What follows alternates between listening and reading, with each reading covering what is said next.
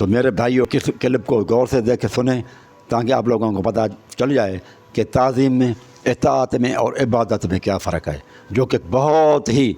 کم لوگوں کو پتہ ہوگا۔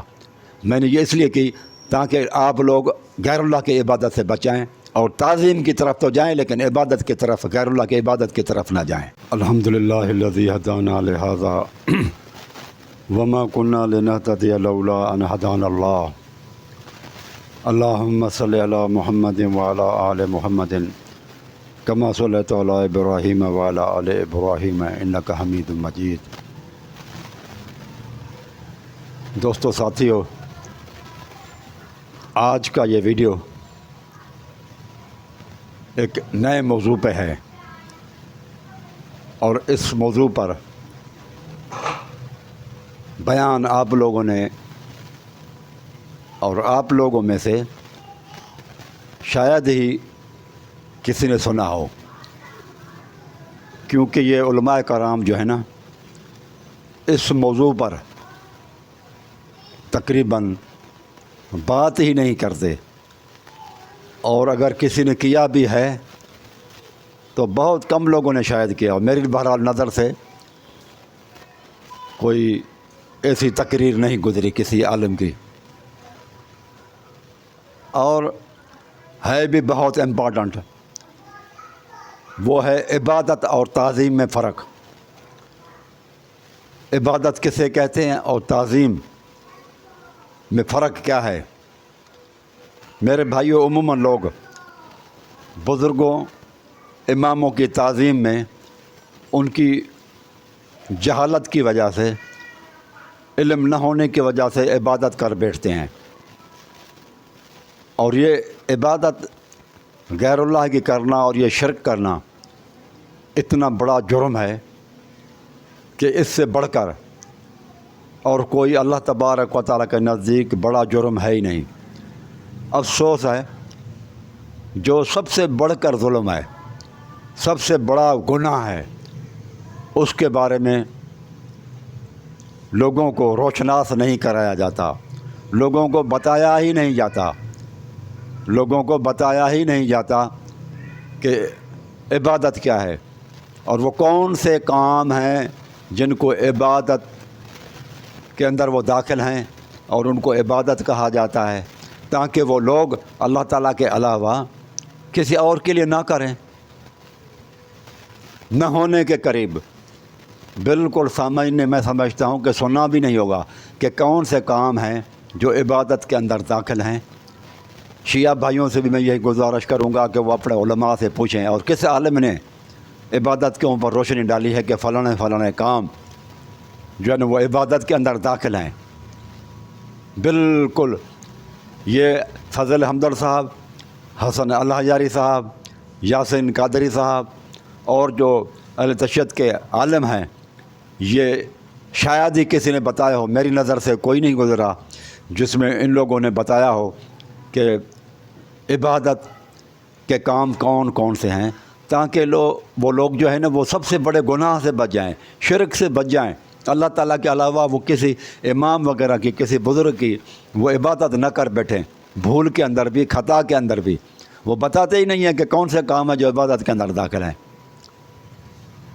بس کہتے ہیں کہ اللہ کے علاوہ عبادت نہ کرو اور لوگوں کو اندھیرے میں رکھا ہوا ہے۔ او بھائی، یہ بھی تو بتاؤ نا کہ کون سے کام ہیں جو عبادت کے اندر داخل ہیں، تاکہ وہ ہم بچ جائیں، اللہ تعالیٰ کے علاوہ وہ کسی کے لیے ہم نہ کریں۔ تو یہ میرے بھائیوں، آج کا یہ کلپ بہت امپورٹنٹ ہے، اور میں جتنے بھی ہیں علماء ہیں، خصوصاً اللہ یاری صاحب، یاسین قادری صاحب اور فضل حمدر صاحب کو میں یہ چیلنج کرتا ہوں، اور بھی جو ان کے علماء ہیں پاکستان کے اندر یا باہر ممالک میں، کہ وہ ہمیں بتائیں اور لوگوں کو یہ بتائیں کہ یہ جو میں آج بیان کروں گا وہ اگر غلط ہے تو وہ صحیح پیش کریں، اس کے مقابلے میں اس کا وہ جواب دیں، اور وہ ان کی جو ہے نا نظر کے اندر، ان کے مسلک میں جو عبادت کا صحیح مفہوم ہے وہ لوگوں کے سامنے بیان کریں اور بتائیں کہ کون سے کام ہیں جو عبادت کے اندر داخل ہیں، تاکہ لوگ گمراہی سے بچ جائیں۔ یہ عجیب معاملہ ہے کہ سب سے بڑھ کر جو گناہ ہے کائنات میں وہ شرک ہے، اور وہ لوگوں کو بتایا نہیں جاتا کہ اللہ کے علاوہ عبادت جو ہے نا کسی کی نہیں کرنی چاہیے۔ یہی کلمہ ہے،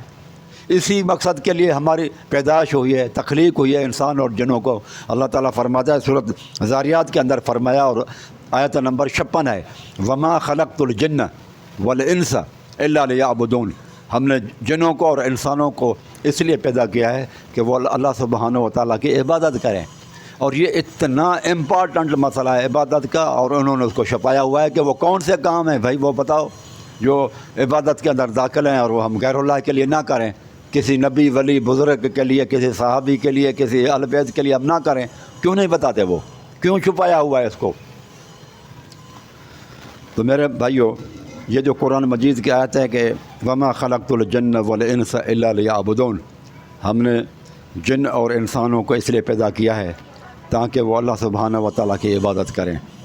میرے بھائیو، عبادت کے معنی مختلف لوگوں نے مختلف کیا ہے۔ کچھ لوگوں نے کہا کہ عبادت کی معنی انکساری ہے اور عاجزی ہے، خشوع اور خضوع ہے۔ کچھ لوگ کہتے ہیں عبادت کی معنی تعظیم ہے، کچھ لوگ کہتے ہیں عبادت کی معنی اطاعت ہے، اور مذہبی رسومات کا نام جو ہے نا عبادت ہے۔ آپ دیکھیں گے اور کہ جو ہے نا مختلف علماء اسی طرح کی باتیں کرتے ہیں۔ پہلی بات یہ ہے کہ انکساری عاجزی اگر عبادت کی معنی لی جائے، عبادت کے معنی صرف انکساری اور عاجزی ہو، تو یہ بات بھی غلط ہے۔ وہ اس لیے کہ ہم اللہ تعالیٰ کی عبادت کرتے ہیں، رکوع کرتے ہیں، سجدہ کرتے ہیں اور قیام کرتے ہیں اللہ تبارک و تعالیٰ کی۔ قرآن مجید میں بھی ہے نا، وقوموا للہ قانتین، اے لوگو اللہ کے سامنے قیام کرو با ادب کھڑے ہو کر۔ ہم با ادب کھڑے ہوتے ہیں، عبادت کرتے ہیں نماز کے اندر، رکوع کرتے ہیں اللہ تعالیٰ کی خاطر، یہ بھی انکساری اور عاجزی ہے اللہ تعالیٰ۔ لیکن رسول اللہ صلی اللہ علیہ وسلم اگر انکساری کو ہم عبادت کہیں گے تو صلح حدیبیہ کے موقع پر آپ نے دیکھ لیا کہ رسول اللہ صلی اللہ علیہ وسلم جب وضو فرما رہے تھے تو صحابہ کرام وہ آپ کی وضو کا پانی نیچے زمین پر گرنے نہیں دیتے تھے، اور اٹھا کے وہ اپنے جسموں پر مل لیتے تھے۔ رسول اللہ صلی اللہ علیہ وسلم کو کے پسینے کو، بخاری کی روایت ہے، وہ صحابہ کرام محفوظ کر لیتے تھے اور وہ عطر کے طور پر استعمال کرتے تھے۔ تو یہ رسول اللہ صلی اللہ علیہ وسلم کا جو ہے نا، رسول اللہ صلی اللہ علیہ وسلم کا جو ہے نا وضو کا پانی نیچے نہ کرنا اور رسول اللہ صلی اللہ علیہ وسلم کے پسینے کو محفوظ کر لینا، یہ انتہائی درجے کی، یہ قیام اور رکوع سے زیادہ اس میں انکساری ہے کہ نیچے پانی نہیں گرنے دیتے تھے اور جسم پر مل لیتے تھے۔ انتہائی انکساری رسول اللہ صلی اللہ علیہ وسلم سے کے لیے ہوتی تھی۔ اگر ہم یہ کہیں کہ انتہا درجے کی انکساری عبادت ہے تو پھر یہ ثابت ہو جائے گا کہ صحابہ رسول اللہ صلی اللہ علیہ وسلم کی عبادت کرتے تھے، جو کہ غلط مفہوم ہے۔ رسول اللہ صلی اللہ علیہ وسلم کے صحابہ تعظیم تو کرتے تھے، لیکن انکساری، تعظیم تو کرتے تھے لیکن عبادت تو رسول اللہ صلی اللہ علیہ وسلم کے لیے نہیں کرتے تھے، کیونکہ اس لیے تو رسول اللہ صلی اللہ علیہ وسلم آئے تھے کہ عبادت کا لائق اللہ تبارک و تعالیٰ کے علاوہ کوئی ہے ہی نہیں۔ تو وہ کس طرح سے پھر اہل بیت اور صحابہ وہ عبادت کر سکتے تھے؟ ہرگز نہیں کی انہوں نے، ہاں تعظیم کی ہے، اور یہ تعظیم کے اندر آ جائے گا۔ لہذا یہ معلوم ہوا کہ انکساری کی معنی عبادت کرنا یہ غلط ہے۔ اگر ایسا ہوگا تو پھر یہ صحابہ نے گویا کہ عبادت کی انکساری کر کے رسول اللہ صلی اللہ علیہ وسلم کے سامنے، اور وہ رسول اللہ صلی اللہ علیہ وسلم کی عبادت کرتے تھے، تو یہ بات غلط ہو جائے گی۔ اس کے بعد پھر کہتے ہیں اطاعت۔ اطاعت جو ہے نا یہ عبادت ہی ہے۔ تو اطاعت کے حساب سے بھی، اور وہ ان کی آیت ایک قرآن مجید کی آیت ہے کہ ان الشیاطین لیوحون الی اولیاءہم لیجادلوکم وان اطعتموہم انکم لمشرکون، سورۃ انعام آیت نمبر 121 ہے۔ اس میں اللہ تعالیٰ فرماتا ہے کہ شیطان لوگوں کی جو ہے نا وہ تم باتیں نہ مانو، وان اطعتم، اگر تم نے شیاطین کی اطاعت کی، انکم لمشرکون، تو تم مشرک ہو جاؤ گے۔ یہ شیطان اطاعت جو ہے نا یہاں پر لفظ، وہ گناہوں کے معنی میں اطاعت شرک نہیں ہوگا، گناہ کے کاموں میں اطاعت گناہ گاری ہوگی، اور عقیدے میں یہاں پر معنی ہوگی، عقیدے میں شیاطین کے، گمراہ لوگوں کے عقیدے میں اطاعت نہ کرو۔ تو عقیدے میں اطاعت، بگڑے ہوئے عقیدے، خراب عقیدے کے اندر جو ہے نا وہ اگر آپ اطاعت کریں گے تب ہوگی یہ اطاعت شرک، ورنہ نہیں ہوگی۔ اعمال کے اندر بھی آپ اگر اس کو مطلقاً لیں گے کہ عمل کے اندر بھی جو ہم اطاعت کرتے ہیں تو یہ شرک ہے، تو پھر تو دنیا کے اندر کوئی بھی نہیں بچے گا۔ ہم روزانہ ہر بندہ کوئی نہ کوئی کچھ نہ کچھ، روزانہ ہر بندہ کچھ نہ کچھ، شیعہ ہو، سنی ہو، وہابی ہو، شیطان کی اطاعت ہم کرتے ہیں۔ اگر یہ مراد لیں کہ شیطان کی اطاعت شیطان کی عبادت ہے، اطاعت مانا عبادت، تو ہم شیطان کی عبادت کرنے والے بن گئے اور سب لوگ جو ہے نا وہ مشرک ٹھہرے۔ پھر کائنات میں کوئی بھی شخص شاید ہی بچے گا، شاید ہی بچے گا، ناممکن ہے بچنا پھر شرک سے۔ کیوں کہ شیطان کی اطاعت شیطان کی عبادت ہوگی، شیطانی کام پھر ہر ایک کر لیتا ہے، تو پھر وہ شیطانی کام کرنے سے، وہ اطاعت کرنے سے، وہ شیطان کی اطاعت شیطان کی عبادت ہو گئی، اور شیطان کی عبادت کرنے کی وجہ سے سارے لوگ مشرک ہو گئے۔ لہذا یہ جو ترجمہ کیا جاتا ہے اطاعت کی معنی کہ مطلقاً ہر کام کے اندر اطاعت، یہ جو ہے نا وہ یہ شرک ہے، تو یہ بات غلط ہے۔ گناہوں میں شیطان کے اطاعت گناہ گاری ہے۔ عقائد کے اندر جو ہے نا وہ اطاعت جو ہوگی شیاطینوں کی، اللہ تعالیٰ کے بارے میں غلط قسم کے عقیدے رکھنا، وہ جب عقیدہ خراب ہوگا تو پھر وہ شرک ہوگا۔ اگر اطاعت کی وجہ سے بندہ مشرک ہو جائے گا تو دیکھو اطاعت تو پھر ہم ماں باپ کی کر لیتے ہیں، اپنے نفس کی بھی تھوڑی بہت کر لیتے ہیں، شیطان لوگوں کی بھی اطاعت کچھ کر لیتے ہیں، تو وہ پھر ہم گناہ گار ہوں گے۔ تو عقیدے کے اندر پھر یہ ہے کہ اگر ہم کہیں کہ اطاعت عبادت ہے تو ایک بہت بڑا مسئلہ ہو جائے گا ہمارے لیے۔ عبادت تو لوگ سورج چاند اور آگ کی کرتے آئے ہیں، سورج چاند پانی آگ کی عبادت ہوتی رہی ہے، بتوں کی بھی عبادت ہوتی رہی ہے، لیکن سورج چاند اور آگ کی اطاعت کیسے ہو سکتی ہے؟ وہ تو ہو ہی نہیں سکتی۔ سورج کی آپ اطاعت کیسے کریں گے؟ چاند کے اور ستاروں کی لوگ کس طرح سے اطاعت کرتے تھے؟ آگ کی آپ اطاعت کیسے کریں گے؟ اگر اطاعت کی معنی عبادت کے معنی اطاعت کریں گے تو آپ لوگ پھنس جاؤ گے۔ وہ اس لیے کہ پھر لوگوں نے اطاعت تو سورج چاند اور آگ کی ہی نہیں، تو لہٰذا انہوں نے جب اطاعت بھی نہیں کی تو انہوں نے شرک بھی نہیں کیا، انہوں نے پھر اس کی پوجا بھی نہیں کی، انہوں نے اس کی عبادت ہی نہیں کی۔ جب اللہ تعالیٰ جب انہوں نے غیر اللہ کی اطاعت ہی نہیں کی تو پھر وہ گناہ گار بھی نہیں ٹھہرے۔ لیکن وہ لوگ پوجا پاٹ تو کرتے تھے لیکن اطاعت نہیں کرتے تھے۔ تو یہ اس معنی کے اندر بھی نقص آ جائے گا کہ اطاعت کی معنی عبادت ہے، اس لیے کہ سورج چاند اور آگ پانی کی لوگ یہ مظاہر قدرت، ان کی لوگ عبادتیں کرتے آئے ہیں لیکن ان کی اطاعت نہیں ہو سکتی۔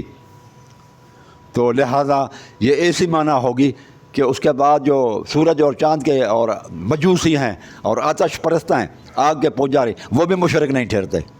تو اس معنی کے اندر بھی نقص آ گیا، یہ بھی معنی بھی غلط ہو گئی۔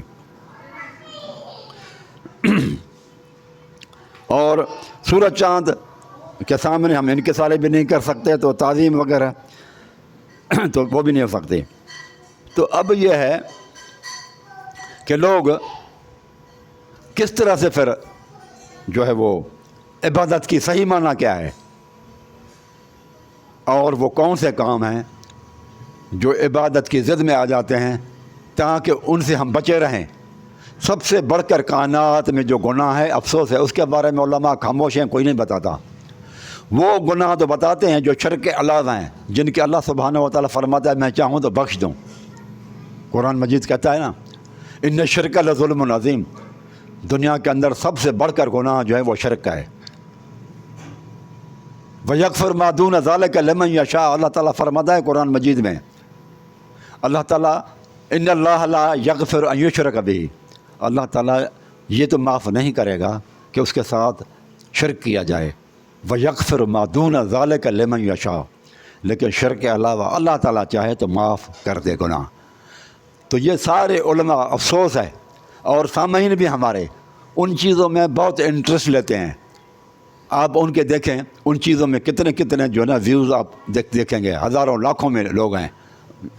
وہ گناہ جن کی معافی ہو سکتی ہے ان کی طرف علماء اگر بات کریں تو وہ دیکھنے والے اور سننے والوں کی تعداد لاکھوں میں ہے، لیکن وہ عالم جو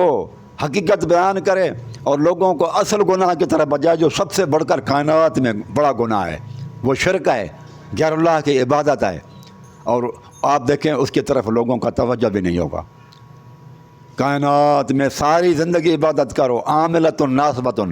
تصلیٰ نارا حامیہ، وہ عبادت اگر غیر اللہ کی کرو گے تو سارے تمہارے اعمال برباد ہو جائیں گے، کچھ بھی آپ کے پاس پلے میں نہیں رہے گا، کچھ چیز نہیں ہوگی، ہمیشہ ہمیشہ جہنم میں رہو گے اگر غیر اللہ کی عبادت کی۔ لہذا سمجھنے کی کوشش کرو آج کہ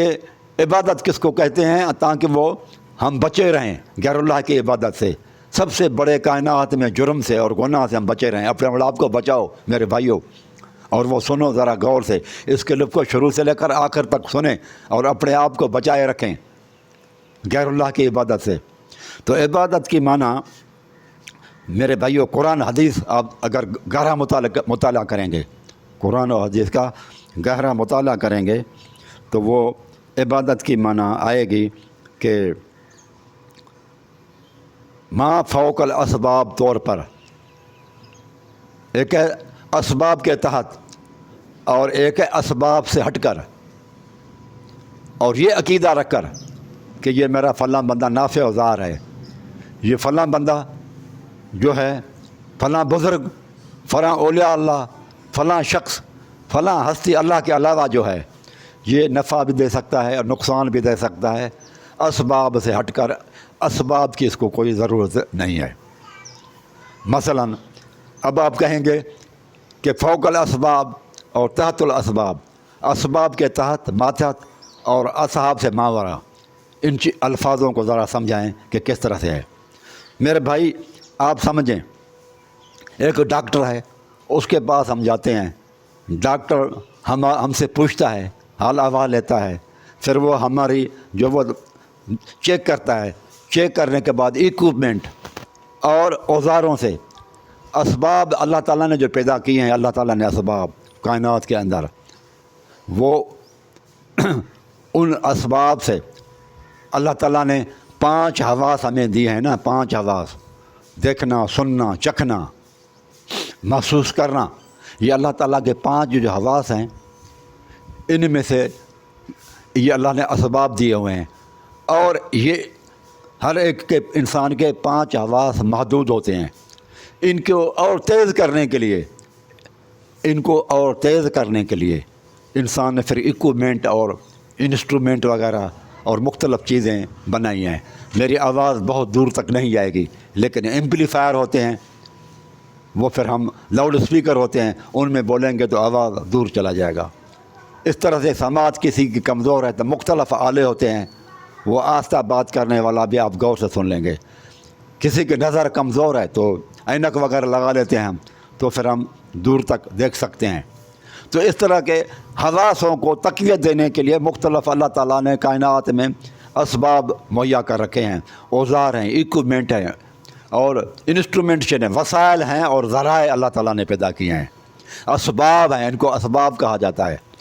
ان 5 حواسوں کو تیز کرنے کے لیے۔ تو انسان کی دیکھنے کی حس محدود ہے نا، وہ کوئی حجاب ہو، پردہ ہو تو اس کے بیک سائڈ نہیں دیکھ سکتا، لیکن کیمرہ وغیرہ فٹ ہو تو پھر وہ دیکھ سکتا ہے۔ تو یہ چیزیں ہیں۔ اب تحت الاسباب، ڈاکٹر کے پاس جاتے ہیں، ڈاکٹر ایکوپمنٹ، انسٹرومنٹ اور وہ جو مشینری ہے،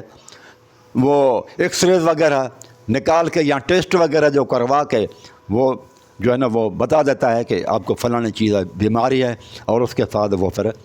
دوا دے دیتا ہے۔ تو ڈاکٹر نے تحت الاسباب، جو اللہ تعالیٰ نے اسباب پیدا کیے ہوئے ہیں، ایکوپمنٹ، وسائل ہیں، ذرائع ہیں،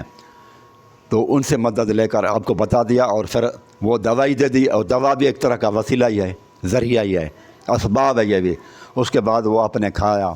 دوائی پی لی تو آپ کو فائدہ ہوا، یہ تحت الاسباب کے طور پر ہے۔ لیکن اب آئیں فوق الاسباب کے طور پر، کہ آپ کا یہ عقیدہ ہو کہ یہ ڈاکٹر اسباب کی اس کو کوئی ضرورت نہیں ہے، کسی ایکوپمنٹ، کسی چیز کی ضرورت نہیں ہے، اور نہ وہ آپ سے پوچھے گا نہ آپ کو آپ سے آواز لے گا کہ آپ کس بیماری کے تحت کیوں آئے ہیں، اور وہ یہ عقیدہ رکھے کہ ڈاکٹر نفع بھی دے سکتا ہے اور نقصان بھی دے سکتا ہے، اور بغیر اسباب کے، زندگی کے اندر یا مرنے کے بعد۔ زندگی کے اندر بھی کسی کا یہ عقیدہ ہو کہ مجھے بیماری ہوگی، ڈاکٹر انگلینڈ میں بیٹھا ہوا ہے اور اس کو میرے حال احوال کا پتہ چل جائے گا اور وہ دوا بھی مجھے دے دے گا، میں کھا لوں گا تو ٹھیک ہو جائے گا، اور اس کو اسباب کی ضرورت نہیں ہے، اکوپمنٹ کی ضرورت نہیں ہے، ٹیسٹ کرانے کی ضرورت نہیں ہے، چکاس کی بھی ضرورت نہیں ہے، حال احوال لینے کی بھی ضرورت نہیں ہے، فوق الاسباب اسباب سے ہٹ کر یہ تشخص کر لیتا ہے، اس کو پتہ چل جاتا ہے، اور یہ نافع آزار ہے۔ اور مرنے کے بعد بھی یہ ڈاکٹر جب مر جائے گا تو مجھے بیماری آ جائے گی تو خود بخود اس کی طرف سے میرے لیے پرسکرپشن آ جائے گی دوائیوں کی کہ یہ کھا لو۔ یہ فوق الاسباب طریقے پر ڈاکٹر کو ماننا، نافع اور ضار سمجھنا، یہ شرک ہے۔ ایک درخت ہے، آپ اس کا طواف کرتے ہیں یہ سمجھ کر کہ یہ درخت نفع بھی دے سکتا ہے، نقصان بھی دے سکتا ہے، یہ پاکیزہ درخت ہے، اور اس کے بارے میں آپ کا یہ عقیدہ ہے کہ اس کے چکر کاٹوں گا کچھ، اور اس کے بعد تلوار اور ہتھیار اس کے اندر لٹکاؤں گا، اس کے بعد پھر میں جنگ میں جاؤں گا تو میں جیت جاؤں گا، یا یہ جھنڈا میں نے گاڑا ہوا ہے اس کے ارد گرد ہم طواف کریں گے، اس کے بعد جو ہے نا ہم چلے جائیں گے تو جنگ جیت جائیں گے۔ یہ نفع اور نقصان دینے کا اس کو اختیار ہے، اللہ تعالیٰ نے عطا کیا ہوا ہے درخت کو۔ تو یہ فوق الاسباب طور پر نفع اور نقصان، جھنڈے کو سمجھنا اور درخت کو سمجھنا، یہ شرک ہو جائے گی، یہ شرک ہو جائے گا، یہ اس کی عبادت ہو جائے گی۔ نافع اور ضار سمجھ کر، نفع اور نقصان کا اس کو اختیار سمجھنے کے بعد جو آپ اس کی تعظیم کریں گے، ہاتھ جوڑیں گے یا طواف کریں گے یا وہاں بترے شترے جو ذبح کریں گے، کوئی بھی چیز کریں گے، یہ عبادت کے اندر داخل ہو جائے گی۔ یا پھر آپ یہ سمجھتے ہیں کہ فلاں نبی ولی ہے، بزرگ ہے، اولیاء ہے، اس کو اللہ تعالیٰ نے پاور دیے ہوئے ہیں فوق الاسباب کے طریقے پر، یہ مرنے کے بعد بھی ہماری آوازوں کو، ہماری پکار کو سنے گا، یہ دور کر دے گا۔ اس کے اندر اللہ تعالیٰ کی صفات سمجھنا تو، اور تعظیم کے اندر آ کر، تو یہ عقیدہ جب آپ رکھیں گے کسی کے اندر کہ نفع دینے کا اس کو اختیار ہے، اللہ تعالیٰ نے پاور دیے ہوئے ہیں، اور نقصان دینے کا بھی اس کو اختیار ہے، نفع اور نقصان دینے کا اس کو اختیار ہے، یہ عقیدہ رکھنے کے بعد آپ اس کی تعظیم کریں، اس کے سامنے اطاعت کریں، آپ اس کے احکام کو مانیں، آپ کیونکہ اب آپ کا عقیدہ خراب ہو گیا، اب عقیدہ خراب ہونے کے بعد آپ کی اطاعت، آپ کی انکساری، آپ کی تعظیم، یہ ساری کی ساری چیزیں شرک میں چلی جائیں گی، عبادت میں چلی جائیں گی۔ اور یہ عقیدہ صرف اور صرف ہمیں اللہ سبحانہ و تعالیٰ کے لیے رکھنا ہے کہ اللہ تبارک تعالیٰ کسی ذریعے، کسی وسیلے، کسی انسٹرومنٹ، کسی ایکوپمنٹ کا محتاج نہیں ہے، وہ جو چاہے کرے، اور ہمیں وہ نافع اور ضار بھی ہے، اور اس کو کسی ایکوپمنٹ، اسباب وغیرہ کا، کسی چیز کا محتاج نہیں۔ اگر یہی خاصیت آپ نے کسی اللہ والے میں، کسی بزرگ میں، کسی امام میں، علی رضی اللہ تعالیٰ عنہ میں، یا رسول اللہ صلی اللہ علیہ وسلم میں، یا کسی بزرگ کے اندر سمجھ لیا آپ نے کہ یہ بغیر اس کو پاور ہے، یہ نفع اور نقصان دینے کا اللہ نے اس کو اختیار دیا ہوا ہے، اور یہ بغیر اسباب کے، بغیر کسی ایکوپمنٹ کے، اوزار کے، وسائل کے، ذرائع کے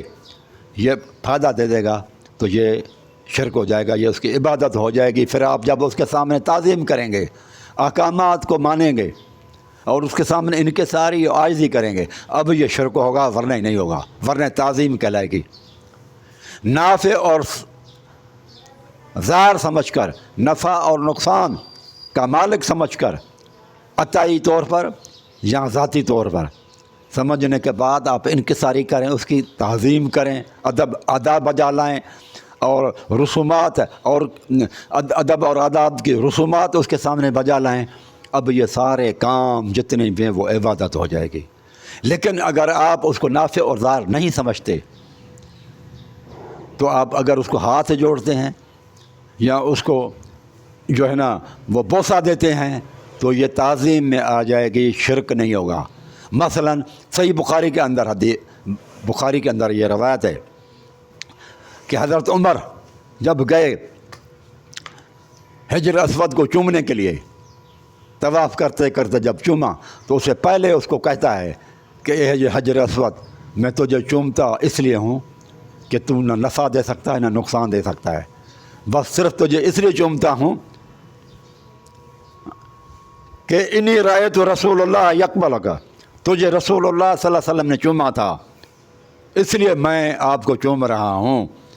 لیکن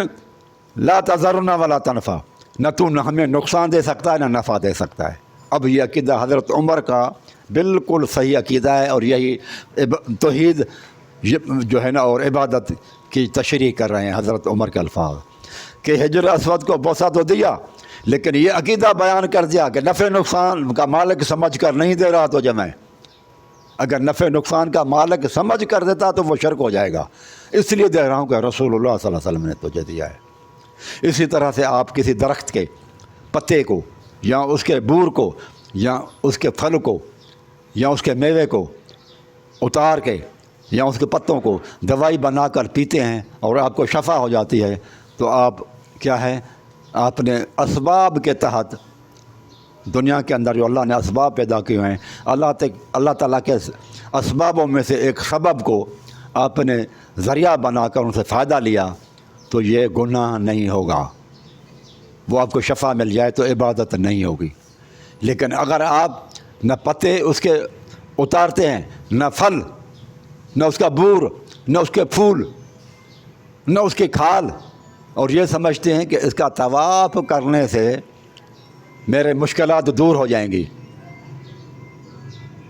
اور ہمیں فائدہ ہو جائے گا، تو اس طرح کا عقیدہ شرکیہ ہو جائے گا، اور آپ کا طواف، آپ کا ہاتھ جوڑنا، اس کو آپ کی تعظیم، آپ اس کی جو انکساری سامنے کر رہے ہیں، سارے کام عبادت والے ہو جائیں گے۔ تو میرے بھائیوں، تحت الاسباب کے طور پر اور فوق الاسباب کے طور پر آپ نے یہ تشریح میں نے جو کی ہے، امید ہے کہ آپ لوگ انشاءاللہ واضح طور پر سمجھ چکے ہوں گے۔ تو کسی کے سامنے جب آپ کہیں کہ یہ میرا نافع و ضار ہے، یہ میرا مشکل کشا ہے، علی رضی اللہ تعالیٰ عنہ کو جب آپ کہیں گے کہ مشکل کشا ہے، امام حسن، امام حسین، ائمہ کرام، رسول اللہ صلی اللہ علیہ وسلم، کلندر بھٹائی، یہ سارے میرے مشکل کشائیں، میری مصیبتوں کو دور کریں گے، ٹھیک ہے، نافع اور ضار آپ سمجھ کر کرتے ہیں، اب آپ ان کی اطاعت کریں، ان کے سامنے انکساری کریں، عاجزی کریں، تو ساری یہ چیزیں آپ کی عبادت کے اندر داخل ہو جائیں گی، کیونکہ ان کو آپ مشکل کشا سمجھ رہے ہیں۔ عبد القادر جیلانی کو اگر آپ سمجھتے ہیں کہ دستگیر ہے، غوث الاعظم ہے، داتا ہے، علی حجویری کو، لاہور والے کو کہتے ہیں کہ داتا ہے، یہ دیتا ہے، اب بھی کسی کو سمجھتے ہیں کہ مرنے کے بعد بھی یہ غریب نواز ہے، اجمیر والا غریب نواز ہے، یہ غریب کو نوازتے ہیں، یہ عقیدہ رکھ کر اب آپ جو اس کی تعظیم کریں گے، اطاعت کریں گے، فرمان برداری کریں گے، اس کو ہاتھ جوڑیں گے، ان کے سامنے گڑ گڑائیں گے، ان کے قبر کے چکر کاٹیں گے، یہ ساری چیزیں آپ کی عبادت کے اندر داخل ہو جائیں گی، کیونکہ آپ کا عقیدہ غلط ہو گیا۔ جو اللہ تعالیٰ کے لیے مخصوص عقیدہ کہ بغیر اسباب کے اللہ تعالیٰ ہی ہر چیز کر سکتا ہے، وہی عقیدہ آپ کا بزرگوں کے لیے بھی ہو گیا کہ یہ نافع و ضار ہیں بغیر اسباب کے۔ تو نافع اور ضار سمجھ کر بغیر اسباب کے یہ مدد کر سکتے ہیں، تکلیفیں دور کر سکتے ہیں، پریشانیاں دور کر سکتے ہیں، جب یہ عقیدہ رکھیں گے تو پھر آپ کے آداب، ان کے سارے عاجزی، تعظیم، ہر چیز عبادت کہلائے گی۔ اگر آپ ان کو نفع نقصان کا مالک نہیں سمجھتے اور ان کے آپ اطاعت کرتے ہیں، آداب بجا لاتے ہیں، رسوم آداب بجا لاتے ہیں،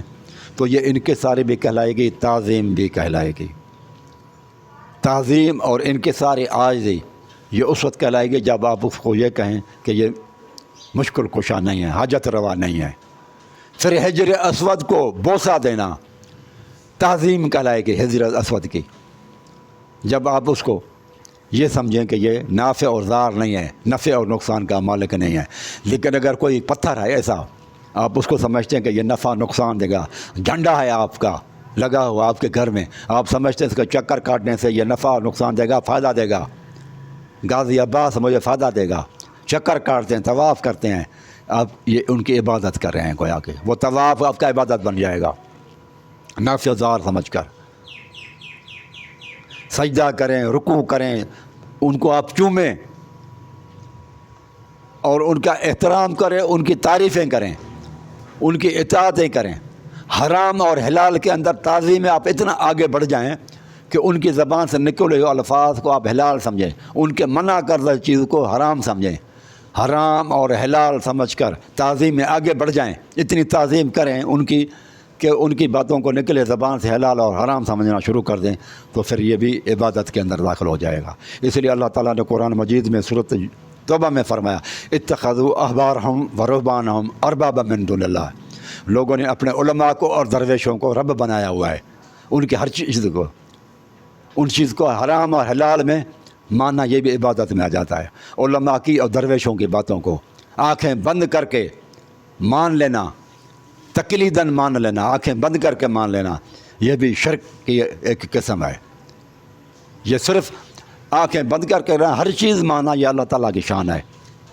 کہ اللہ تبارک و تعالیٰ کی جو ہے نا آپ ہر چیز مانیں، کسی بھی چیز کو رد نہیں کر سکتے، اور حرام اور حلال کا اختیار اللہ پاک کے پاس ہے۔ اگر آپ کسی اور کو بھی سمجھتے ہیں کہ حلال اور حرام علماء کی باتیں، درویشوں کی باتیں، جو چاہیں حلال اور حرام کر دیں، تو یہ بات بھی عبادت کے اندر چلی جائے گی، شرک میں چلی جائے گی۔ تو حضرت عمر نے بات جو ہے نا یہ فائنل کر کے ہمیں بتا دی، یہ صحیح بخاری کے اندر روایت۔ اقول قولی ھذا استغفر اللہ۔